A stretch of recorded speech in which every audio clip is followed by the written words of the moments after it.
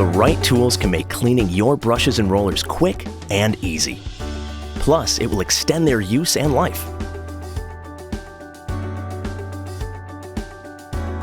For brushes, rinse in a sink or bucket underwater, with dish soap if needed, to remove excess paint on the bristles. Then, use a brush spinner or your hands to get the water off. Next, use a brush comb to remove the paint on the inside of the brush and straighten the bristles. Then spin it again to get the brush dry. Place it back in its packaging, called the keeper, to safely keep its shape for the next project or job.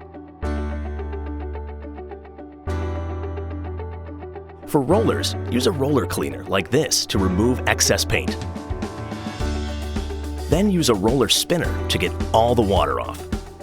Once dry, put it back in its packaging or a clean storage space to keep it ready for the next project or coat. If you don't plan to use the roller for future projects, just hit the frame on the edge of a bucket or trash can to dispose of it mess-free.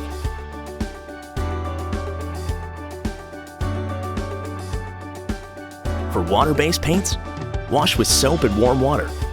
Rinse until clean, then dry.